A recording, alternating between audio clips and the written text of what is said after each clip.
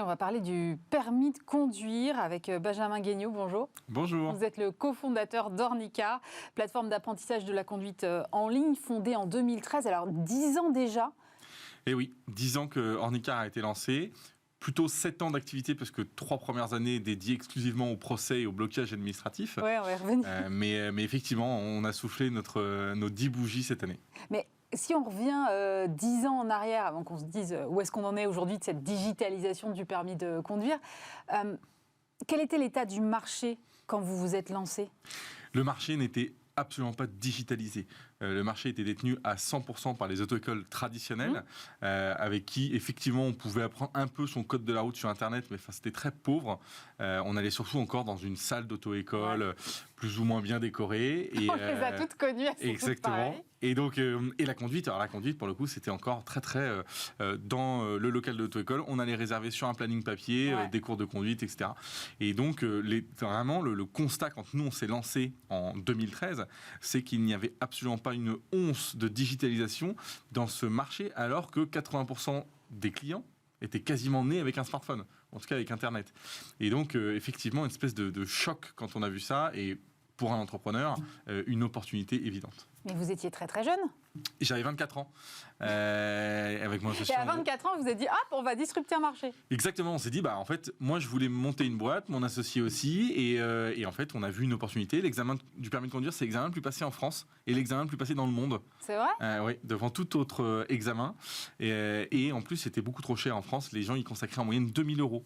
Donc, 2 000 € fois 1 million de candidats, ça fait un marché de 2 milliards d'euros. Et qui était très mal répondu, parce que les statistiques à l'époque, c'est qu'il y avait un taux d'insatisfaction d'environ 82%. Les gens n'étaient pas contents du service qu'ils avaient en auto-école. Et donc là, un gros marché, pas bien adressé, pour être honnête. Évidemment, la définition d'une opportunité pour un entrepreneur. Alors, vous l'avez dit rapidement, ça fait 10 ans que vous existez, mais ça fait 7 ans que vous êtes en activité, parce que les 3 premières années, vous avez dû faire face à une bronca de ce secteur qui ne voulait pas, finalement, être disrupté, si on peut le dire comme ça.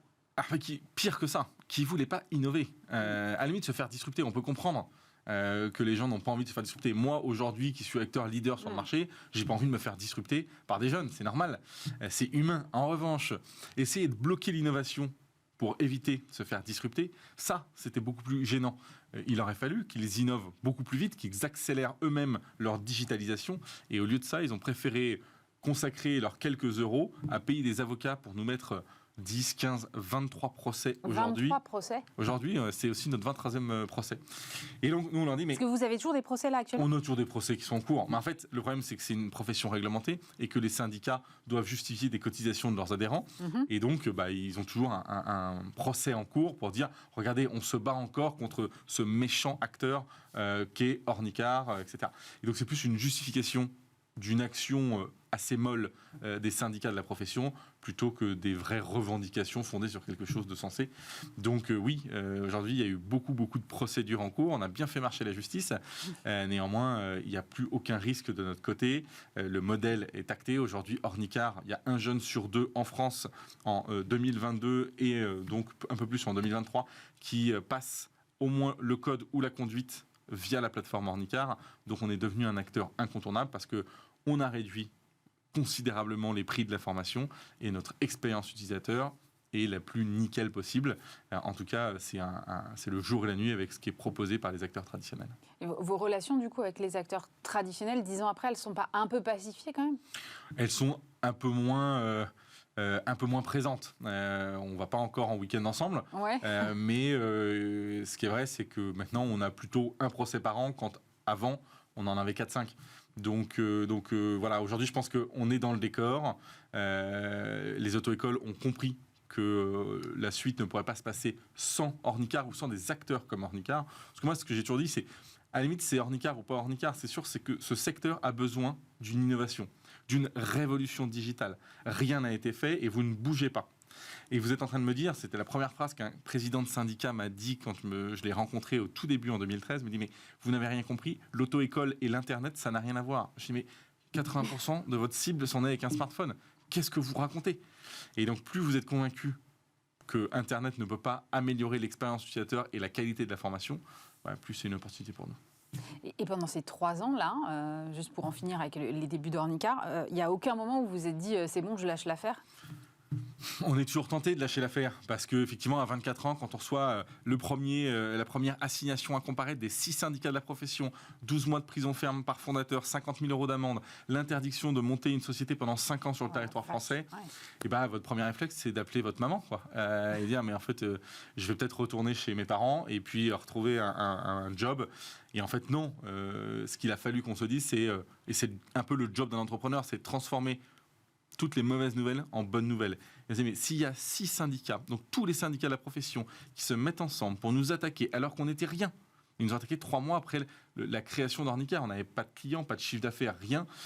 Et en fait, plus la contre-attaque est forte, plus l'opportunité est importante. Et on s'est dit, si jamais on n'avait pas mis le doigt sur quelque chose d'extrêmement prometteur, on n'aurait pas eu une contre-attaque si véhémente. Et donc, c'est la raison pour laquelle on dit, que cela ne tienne, on y va. Oui, il y a eu des aléas et ma femme, ma famille ont subi des sautes d'humeur assez importantes pendant 3 ans. Néanmoins, on a bien fait de maintenir les efforts. Et comme la cause était juste et qu'on était dans le sens de l'histoire, ça nous a aidé aussi à dire, mais en fait, ce qu'on fait a du sens et c'est quand même important pour un entrepreneur. Donc, au bout de 3 ans, vous lancez vraiment l'activité d'Ornicar avec d'abord une offre qui se concentre plutôt sur le code. J'imagine c'est le plus simple, entre guillemets, à digitaliser l'apprentissage du code. Effectivement, on commence par lancer notre offre de code de la route et puis quelques mois après, on lance la conduite avec des enseignants de la conduite diplômés qui sont détenteurs de leur propre véhicule double commande et l'histoire finalement décolle en 2016. Enfin, décolle, vraiment, on actionne la machine en 2016 et là... vous aviez enfermé pendant 3 ans en cage des lions que vous avez affamés. Le jour où ils ont ouvert les portes en nous donnant les autorisations d'être une auto-école, là, on a bouffé le marché en l'espace de 8-10 mois. Parce qu'on avait des concurrents qui s'étaient lancés un peu avant nous, parce qu'ils avaient eu leur agrément avant nous, ils se sont créés après nous, mais eu leur agrément avant nous. Sauf que nous, pendant ces 3 ans, on a charbonné, et le jour où on a donné les autorisations, on a mangé le marché. On est devenu leader en l'espace de même pas 1 an. Et aujourd'hui, on a continué à avoir une croissance très significative qui nous permet aujourd'hui d'avoir plus d'un jeune sur 2 qui passe par Ornicar. Sur le code, effectivement, j'imagine que c'est très simple pour nos auditeurs téléspectateurs qui ne vous connaîtraient pas d'imaginer comment ça peut fonctionner. Mais quand on parle de digitaliser les cours de conduite, ça veut dire quoi? Ça veut dire que c'est juste entre guillemets, du planning en ligne ou ça va plus loin que ça? Il y a plusieurs choses. C'est de la mise en relation entre un enseignant de la conduite avec un élève. Donc il y a plus, en fait, on digitalise l'interface physique de l'auto-école. Chez Ornicar, vous n'allez plus jamais voir l'auto-école Tartampion à la rue machin chose. Nous, tout se passe en ligne. Vous réservez en ligne, vous retrouvez un point de rendez-vous. L'enseignant, il est mobile, il a une voiture. C'est la définition même de la mobilité. Donc, vous pouvez vous retrouver à une adresse donnée. Plus besoin d'aller se donner rendez-vous dans ce local d'auto-école qui n'a aucune valeur ajoutée.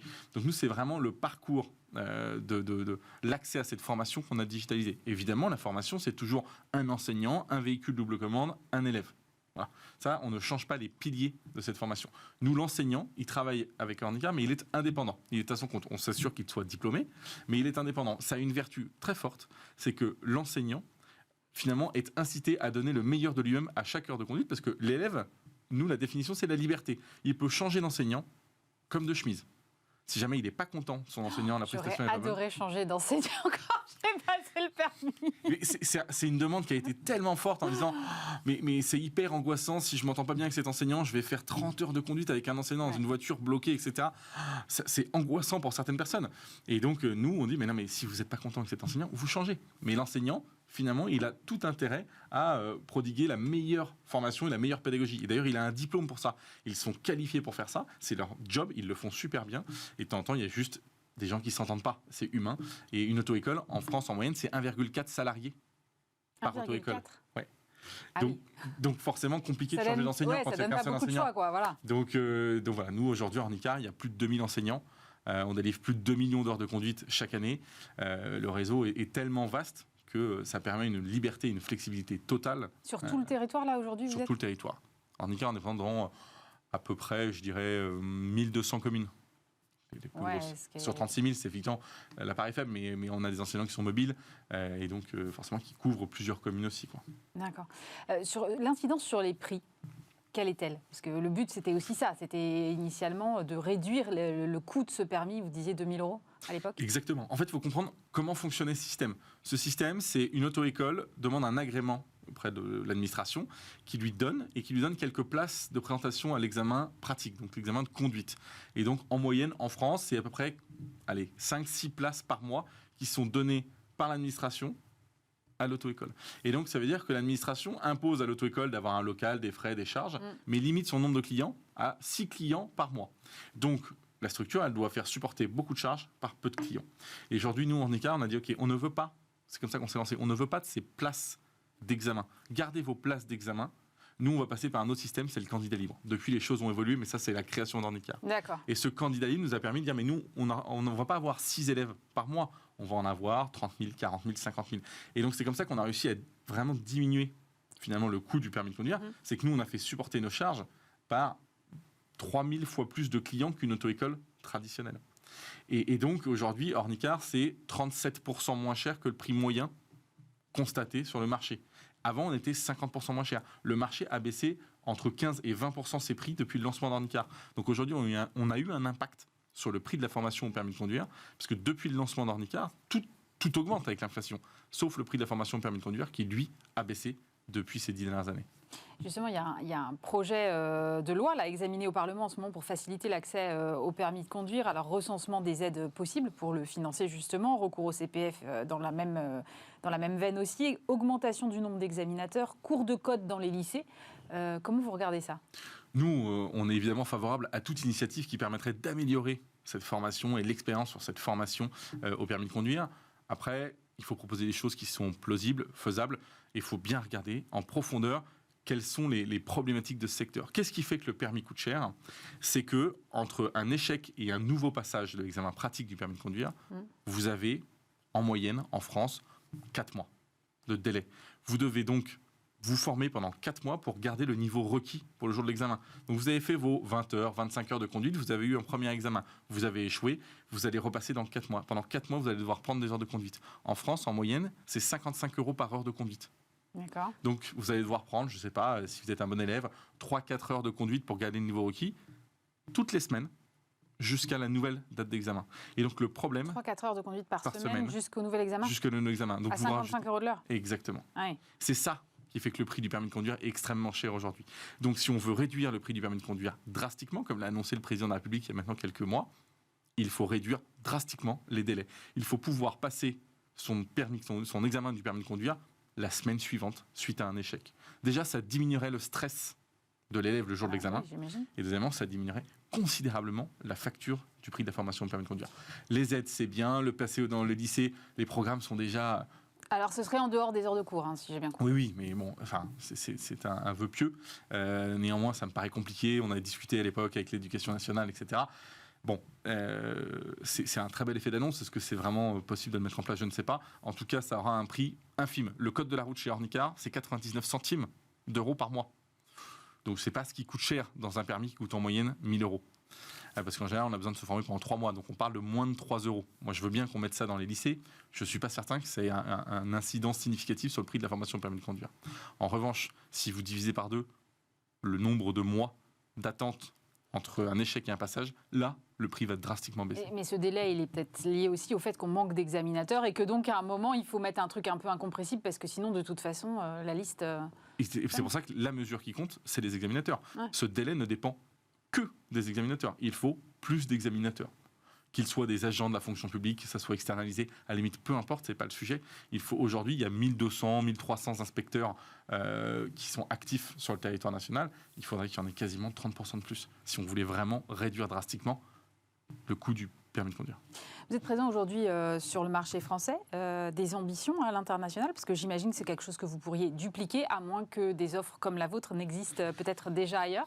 Alors, il a fallu faire un choix. Nos ambitions, elles se sont portées sur la France, mais sur un autre secteur d'activité, l'assurance auto. Ouais. Et aujourd'hui, Ornicar...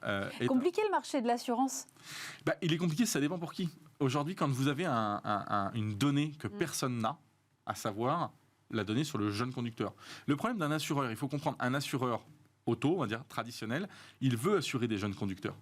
Parce qu'ils seront moins jeunes conducteurs, ils veulent rajeunir leur base, etc. Le problème, c'est qu'ils ne le connaissent pas. Un assureur, finalement définit un prix sur un historique de conduite. Par définition, vous êtes jeune conducteur, vous n'avez pas d'historique de conduite. Donc l'assureur face aux jeunes, il est finalement complètement démuni. Je ne sais pas quel prix te proposer parce que je ne te connais pas et j'ai aucune donnée sur ton bonus, ton malus, etc. Donc, je suis complètement aveugle. Dans le bénéfice du doute, je vais te matraquer en tarif. Et les assureurs traditionnels, le prix moyen d'une prime d'assurance chez un assureur traditionnel pour un jeune conducteur, c'est 2 000 € par an en moyenne. D'accord. Et il est là le vrai problème. Nous, on arrive, parce qu'il y a une seule personne sur le marché qui connaît le jeune conducteur, c'est son auto-école. Nous, on l'a formé au code, on l'a formé à la conduite. Donc, on connaît très bien quel type de conducteur est Kevin, Pierre, Martine, peu importe. Et donc, nous, on va lui proposer des prix adaptés parce qu'on sait quel type de conducteur c'est. Ça veut dire que, par exemple, vous allez pénaliser quelqu'un qui aurait raté son permis ou qui aurait eu... Non, parce qu'un échec à un permis, c'est pas forcément un problème. Effectivement, quelqu'un qui a eu des comportements inappropriés, qui a fait du bachotage, etc., eh ben, il sera moins mis en avant sur le pricing de l'assurance. Nous, aujourd'hui, c'est notre pari. C'est-à-dire, OK, nous, on s'adresse à tout le monde pour l'assurance auto, mais notre effort, il est sur le jeune conducteur ayant reçu une formation Ornicar. On est tellement confiant dans la qualité pédagogique de notre formation qu'aujourd'hui, nous, on peut proposer des tarifs beaucoup moins chers en assurance auto à des jeunes conducteurs qui se sont formés par Ornicar. Vous avez dû vous associer à un assureur traditionnel pour développer vos offres ? Bien sûr, Ouais. à un assureur traditionnel, puis à des réassureurs. On a dû monter tout un écosystème pour pouvoir proposer une offre d'assurance auto à des jeunes conducteurs. Il faut savoir que vous arrivez sur ce marché de l'assurance auto et vous dites je vais faire de l'assurance auto, c'est quasiment le pire risque l'assurance auto. Et en plus, pire, on va faire que le jeune conducteur, enfin principalement le jeune conducteur. Évidemment, vous êtes reçu quasiment avec une batte de baseball. Et donc, il faut expliquer. Vous avez une certaine habitude maintenant. Maintenant, nous, on sait convaincre. Et effectivement, notre modèle est vraiment différenciant parce que nous, on connaît les jeunes conducteurs. Et c'est notre asset particulier qui fait que on a un avantage concurrentiel à se battre contre des gros assureurs pour qui le jeune conducteur est une boîte noire. Et nous, on le connaît parfaitement. Benjamin, je vous ai présenté comme cofondateur d'Ornicar. Vous avez laissé, il y a quelques mois déjà, votre poste de CEO. Pourquoi vous avez laissé ce poste ? Car j'ai toujours fait une promesse aux salariés d'Ornicar, aux investisseurs d'Ornicar, c'est que je mettrai toujours l'intérêt d'Ornicar avant tout le reste. Avec Flavien, mon cofondateur, on a fait un travail très intense, qui a plutôt bien marché. Et l'été dernier, j'ai commencé à avoir des questions. C'est est-ce que je suis la bonne personne au bon endroit, au bon moment ? Je prends mon ego, comme toute personne a une part d'ego importante, je le mets de côté et je prends la meilleure décision dans l'intérêt unique de l'organisation. Et après 5 mois de collaboration avec une personne qui nous avait rejoint pour gérer la practice assurance, notamment quelqu'un qui s'appelle Philippe Mazot, Higuel-Rivet, qui nous a rejoint. Et après 5 mois de collaboration, j'ai dit, bon, en fait, cette personne va plus vite que moi, est plus experte que moi, a plus de courage managérial. Finalement, cette personne est plus adaptée pour diriger Ornicar. Et donc, je suis parti voir l'ensemble des actionnaires, mon associé, etc. Et j'ai dit, écoutez, moi, je pense qu'en CEO d'Ornicar, j'ai plus vraiment ma place. M'accrocher à ce poste, ça serait une démonstration d'ego assez inutile et assez stérile. Et donc, pour le bien d'Ornicar, il faut que quelqu'un d'autre dirige cette boîte pour l'emmener aux étapes d'après. Et donc, ça a été un petit travail sur moi-même, puis après d'échange avec l'ensemble des actionnaires d'Ornicar. Et puis, on a finalement tous décidé que c'était une bonne idée que de confier les rênes de cette boîte à ce dirigeant chevronné qui est Philippe. Et donc, ça a été officialisé en décembre, janvier d'année dernière. Vous continuez néanmoins à être à l'intérieur de la boîte. C'est Bien pas sûr. facile de garder un pied dedans tout en n'étant plus à la tête de votre bébé, en fait. Alors, moi, j'ai jamais considéré ma boîte comme un bébé. C'est un outil de travail, etc. J'ai des enfants et je fais la part des choses. Ouais. Ma vie privée, ma vie personnelle est toujours plus importante que ma vie professionnelle. C'est ma façon d'être et ma façon de voir les choses. En revanche, aujourd'hui, il y a encore des sujets où je peux aider Ornicar. Et donc, partout où Ornicar a besoin de moi, je suis corvéable à merci.